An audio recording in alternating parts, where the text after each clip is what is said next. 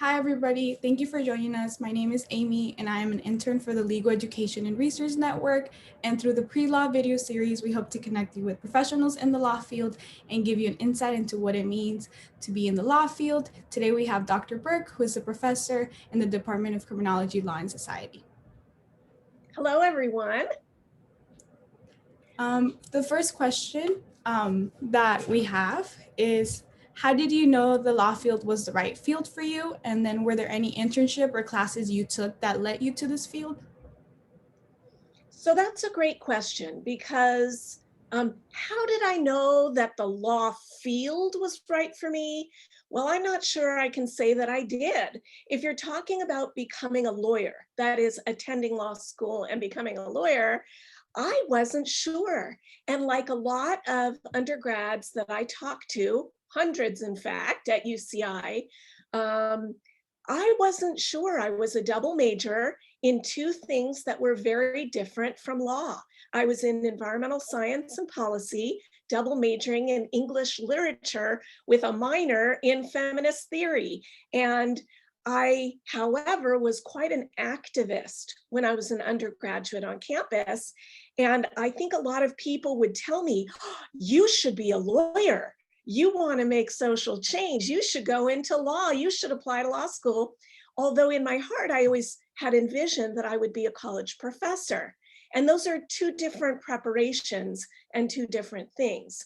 But I would say that I went and talked to professors when I was an undergrad, professors that I trusted and had been undergraduate research assistants for, and I went to advising offices.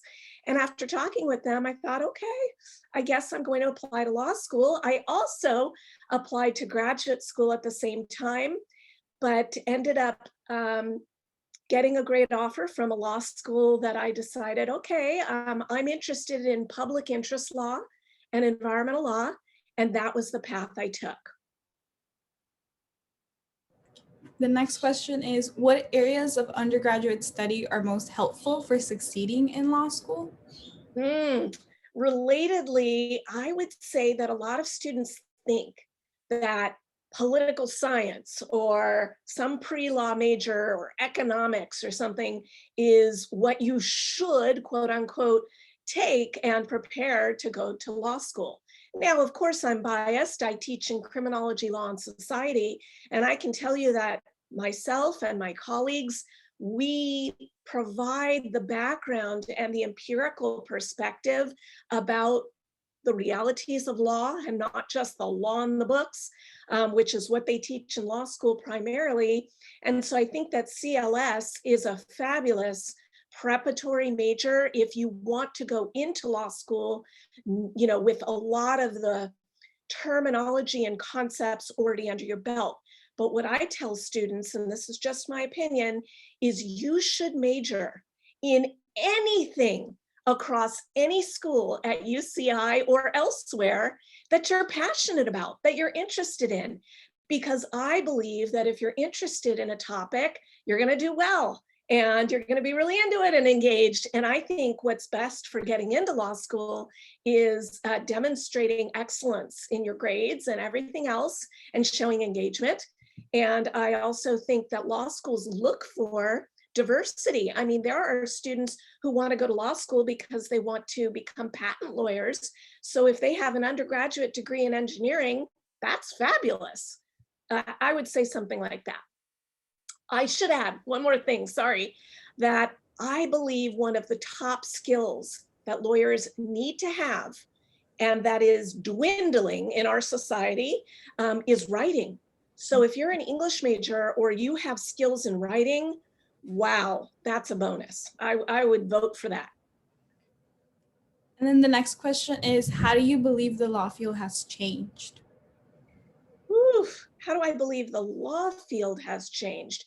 Well, I don't know if, I think I was going to talk about something a little bit different before that, but the law field itself. Now, I have to let your viewers know that I'm a professor and I have actually been teaching law and society or legal studies courses at the University of California for almost 20 years now. But before I did this, I had a couple of prior careers. I was a practicing lawyer, I became a trial lawyer, and then after that, I became a mediator. So I decided at some point in time that I wanted to actually fulfill my dream of becoming a professor. And I put all of that aside and went back to graduate school at a little bit of a later date. So I attended UC Berkeley for my PhD, and I specialized in the sociology of law. Now, remind me your question, because I know this was related. How do you believe? What's changed? Yeah. What's changed, right? So what I wanted to say that for is it's actually been a while since I have been practicing in a law firm environment as an attorney, doing that kind of work. But since then, I have studied on the more scholarly level, professionalization and changes, specifically the intersection between law school and the experience of law school, as well as demographics for lawyers when it comes to women and people of color in particular, and first generation students. So what's changed? Well, since I went to law school, women were not the majority of the attendance in the law school classroom. To give your viewers a sense, I attended law school in the mid 1990s. And at that time, I was the minority, and there were very few students of color in the classes around me. That's number one. Number two, I'd say the student to teacher ratio has changed dramatically across some schools. So I know that UC Irvine Law School, for one example, has a fabulous teacher to student ratio. My teacher to student ratio was something like 160 to 1, so 160 students to one law school professor. But at UCI, just to give students a sense, I think it's a 10 to 1 ratio now. That's changed. That means lots more support. Now, today, women actually outpace men. And I'm very careful in using those labels because I teach gender and gender studies. And so I would say that if we're using those binary categories for the purposes of this conversation, which I'm somewhat uncomfortable with, women disproportionately represent students in first year incoming law cohorts. So by about 5%, it's 50-50, or women at least a little bit over 50% in most law schools now today, and a lot more students of color. And that's great for the profession. I can talk a little bit more about that separately. And then the next question is, how is law school different from college? Woo! Law school is very different from college. And as a professor who teaches not just the law on the books, but the law in action. I am a sociologist of law, and I use an interdisciplinary approach to teaching what the law is for real people in their daily lives and experiences. So using data and narrative and history and context, and understanding concepts like substantive equality and not just formal equality. And so I would say that law school, sober up, people. If you want to go to law school and know the difference between college and law school is business school. It is a professional technical degree. You will be reading this code, the statutes, the language of the law. You'll be assigned case books, and those case books list case decisions, which express the rule of law. And then the next page will be the exception to the rule of law in another case or a statute, or amendments to laws and changes over time. And so what you're learning is the tax code and business associations and wills and trusts.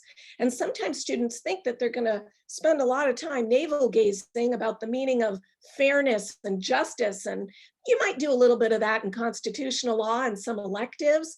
But law students have a mandated first year curriculum to learn torts, property, contracts, and civil procedure, sometimes legal writing. I know law schools differ, and you should shop around in terms of their approaches. Is it going to be a more traditional Socratic style versus something that's a little bit more responsive to empirical work. And there's a lot more social scientists that are becoming law professors, which wasn't the case in the past. But I'd say this is a business and technical degree, and you are preparing to learn the law itself so that you can go practice it, and that you can be prepared to take a bar exam and get a license to practice in the state of your choice. Then the next question is, did you have imposter syndrome, and were there times you felt like giving up, and how did you persevere through that? Wow, imposter syndrome. Yes, I did. And I would say that although I'd like to think that my experience has drastically changed so many years later, I'm not sure that it has as much as I think it should. So yes, I did. In fact, as I mentioned before, was an activist. I really was invested in social change and social movements as an undergraduate, especially in the areas of equality and women's issues, and also environmental issues and environmental justice. Also, so I would say when I went to law school, I had these very high notions that we could talk and explore the issues that I thought would be important when becoming advanced professionals, when becoming trained to be lawyers and to practice in the community of other people that you go to law school with. Those will often become your colleagues and sometimes adversaries when you actually get into the field. But in law school, that was not my experience. I felt silenced. I felt that when I would raise my hand and ask a question or take a critical view or a more analytical view about a case, that I was hushed, I was judged, sometimes I was shunned, and I didn't really understand that. Sometimes I would ask a question, I'll just give one example, in a criminal law class where we were studying the heat of passion defense. And in the heat of passion defense, one may not be charged with murder, but they'll get a lesser charge if the killing occurred in the heat of passion. And so one of the cases I remember we were studying, and this was a classroom of at least, I'd say 150 to 160 other students in my first year of law school. We had a case about a man who killed his wife when he had caught her cheating and having an affair, and he murdered her, but he got a lesser offense because it was the heat of passion. The very next case we read was a woman who had suffered, I think it was 27 years of battery and violence in her household. And she killed her husband after, I'm not going to talk about everything we teach in class about domestic violence and battered women's syndrome and battered person syndrome today. But she got murder. And I remember raising my hand and asking, can we talk about the gendered dimensions of this and what accounts for that difference, and why I felt uncomfortable just learning the language of the law, the rule of law, and then the exceptions to the rule of law. When I raised my hand to point that out, the professor said that it was totally irrelevant, and that if I wanted to talk to him, I could do so during office hours. And I remember that right away, first year, first semester, I knew exactly that maybe this wasn't the right place for me, if this wasn't the place that I could talk about these sorts of issues. I'd like to give your viewers another example if we have a chance. But yes, I had imposter syndrome, and I was a little bit of a resistor and afraid that I wouldn't be a good student. And I'd always been a straight A student, and so this shocked me. I think one question that just came to mind to me was like, how do you deal with that type of environment in like a classroom that's like brought by the professor, where like it's not necessarily open? Do you talk about it? Like, can you talk about it with somebody? Like, is there steps to take if that happens and you feel like maybe this isn't a safe space for you? Or are there no safe spaces in like law school? I don't know, like how do we go about that if we are in a position like yours? I think that's a great question, and I'm going to answer it in a couple of ways. The first one is I think that norms have changed somewhat, especially as I said earlier, there are more, first of all, there's more diversity among who the professors are, and that matters. It matters that there are professors that would also care about the kind of issues that I would raise. Today versus then, my professors were not receptive to that. So I would say number one, representation in the leadership, the administration, in who the law school faculty are. And when you're applying to a law school, it's important to take a look at, well, who would be teaching me and what do they care about? So that's one thing I think has changed. But yes, there are different avenues for kind of talking through with maybe advisors and other faculty that you feel more safe talking about and processing that information, as well as campus organizations. I think the one key to law school, which is true of any, I think, higher education environment, is I always tried to exercise respect for the professor. And I feel like you will be with the people around you in the field if you pass the bar exam, most likely. I mean, some people move and a lot of people tend to work in the communities in which they go to law school.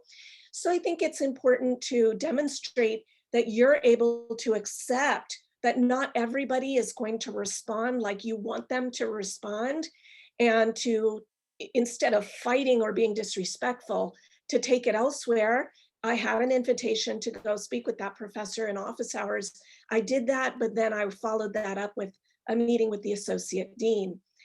That's because I actually was put on academic probation when I was a law student. I don't know if I should say that on camera, but I would love to tell the story of how I managed my kind of desire to bring some social justice into the classroom and into the field, and kind of what happened while I was a law student there. And then the next question kind of relates to what we've been talking about, but how was your experience in law school and then in the law field in general, like right now, what you're doing like as a professor, as a woman? So I think actually this is the perfect bridge to something that I've been alluding to. I would say it's somewhat, I mean, it's different now when I'm a professor and in the department that I'm in, nested in the School of Social Ecology. And here at UCI, I'd say it's slightly different than what I would say as a practicing lawyer, which was very rough as a woman trial lawyer. I was a mere 27 years old, I think, when I started practicing law in the field. But if I can rewind just a little bit first to law school, I'll give one example and the reason why I got on academic probation. So one of the things that happened that was different for women and women identified law students when I went to school versus my male classmates in law school was, let's just take an example, the first year moot court competition. This is an opportunity for students to demonstrate that they can understand, analyze, and present before judges a legal argument and represent a client in a case. So this is like a mock trial, and it's a big competition, and it happens in, I think, every law school, or most law schools, I'd say. And in my first year, all 226 of the first year cohort were to participate in this event. And I was really excited about it because advocacy and becoming a trial lawyer was my goal. So in the preparation for this activity, my professor, who I will remain nameless, but was a man, I'll say that much. I don't know how relevant that is right now or in the context of what happened then. But he was giving everybody kind of procedural instructions for the next day competition. And he said, men, you want to wear a suit and tie, and you want to look nice and professional, look like a lawyer, right? And women, you should be wearing skirts, and you need to be, dressed in a certain way. If you have heels, try to wear heels.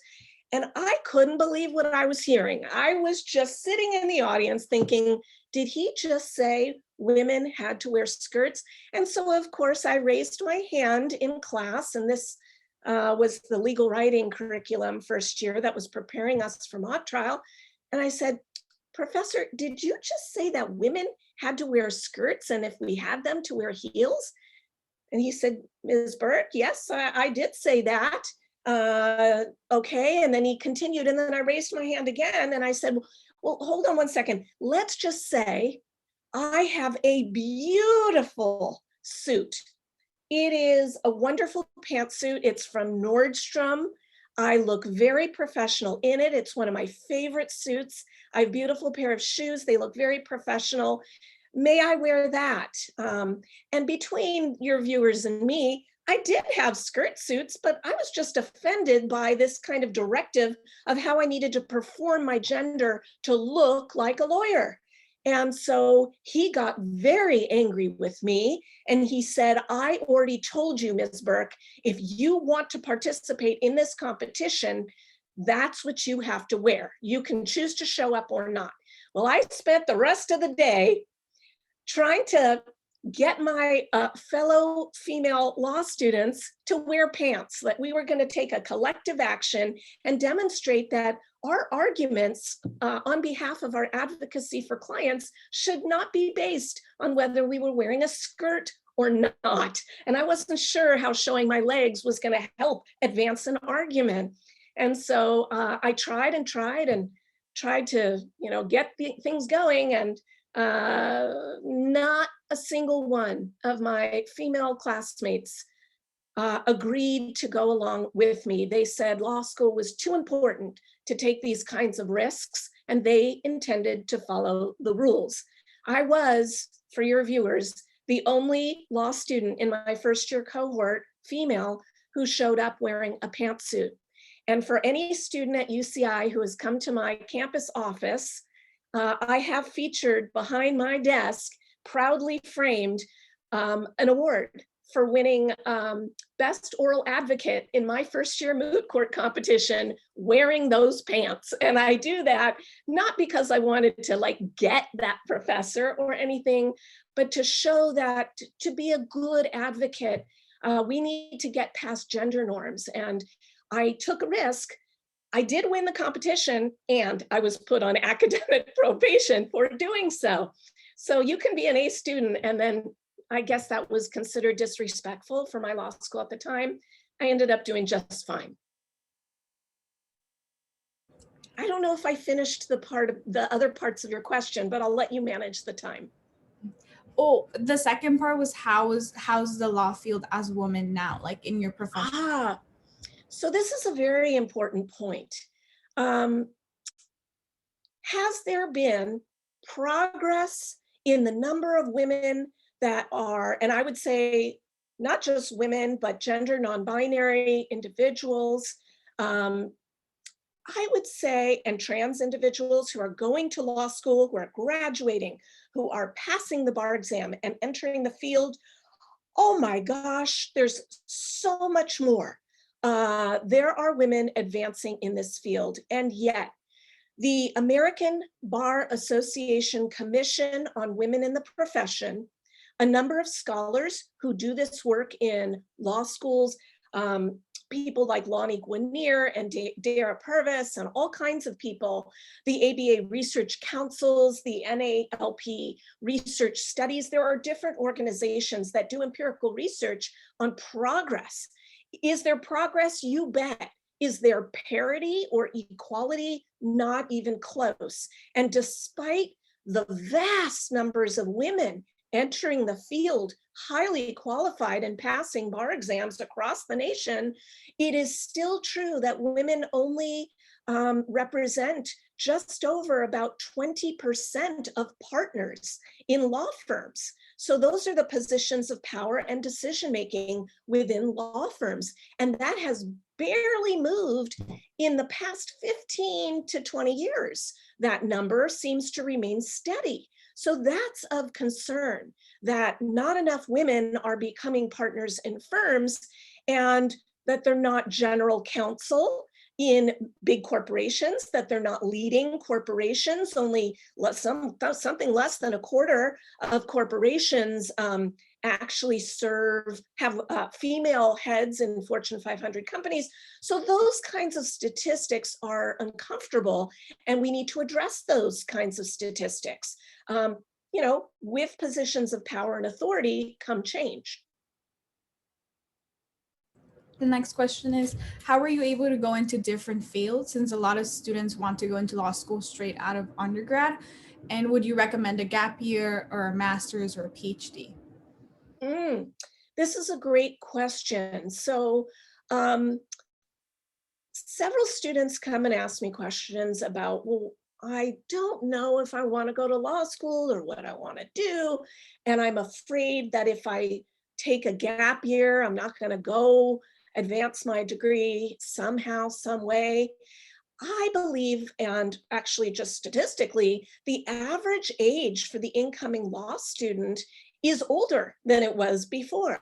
More students are not necessarily going right from undergraduate, not to say that our undergraduates might have diversity of age and other sort of statistics, but for the average age of the undergraduate, let's say something 18 to 22 years old, undergraduates are not going straight in. And I think that that might be a good thing. Some are getting different kinds of work experience, either out of necessity or because they want to explore. You've been in school for K through, I don't know how many years, kindergarten through whatever. And so maybe getting a slice of life that's not just a McJob that's helping you, getting some professional experience, maybe like doing an internship or something in a law firm or with an organization or in a federal or state or county legal office would be a fabulous idea to say, hey, is this the kind of place that I could see myself? Do I have the skills that align with this? And that's one thing. Another thing is to do other kinds of volunteer and organizational work, something that you're passionate about between your graduation year and maybe attending law school. Regarding master's degrees or PhDs, if you want to become a college professor, that requires pretty much getting a PhD. That's a different route, but there are programs that have joint degree programs. So if you want to become a professor in a social science department that studies law, or a law professor who does kind of social science research, then you might want a joint JD, PhD, or a joint master's degree in psychology if you're interested in forensics or jury behavior or something like that with a PhD. And there's lots of really fascinating joint degree programs. Master's degrees are different, and some law students do, if they really want to become a niche and stand out, get a master's degree to complement their JD, but that's kind of a lot, and I'd say would require some more specific advice. And then the last question, I know we talked about it throughout the interview, but based on any like students that you have helped that have gone into law school and then they have like kind of gave you feedback on how was like the first year of law school, what are some specific challenges that you believe like women and students of color face in law school itself? I've been a little bit negative in this. I didn't mean to be, and I'm not trying to scare anyone away. And like I said, I went to law school during an era that was a little bit different than now. And so here's some good news. That is, let's just take the example of UCI Law School. It has, I think, half of the student body that identify themselves as students of color. That's such progress and a huge difference. It used to be the case, it's still something that law schools and law school administration and faculty need to work on, that students who are women and people of color would go into law school equally educated and fabulous like their cohorts, but for whatever reason, due to biases and structural inequalities and different barriers that exist in law school, it used to be that despite starting kind of at the same starting line, women and students of color were not advancing at the same rates, performing in grades at the same rates. We're feeling more depressed. We're feeling more isolated and silenced. And we're experiencing a different kind of classroom. The good news is that with a different faculty demographic, number one, and a number of fabulous mentorship programs. So UCI, I know, is one example of a law school. This isn't, by the way, an advertisement for UCI Law School. I teach in the School of Social Ecology across campus, but I'm just using it as one example. I have colleagues over in the law school, but there are specific programs that help to support students of color and first generation students and women. And there are associations and there are these structural changes that make absolute differences. And so I think that's the good news for students now. It is still true that students who enter law schools with a public interest orientation, sort of a social justice orientation, are often socialized out of that by the time their third year comes around. And that's a bigger social problem. That happens to be related to debt.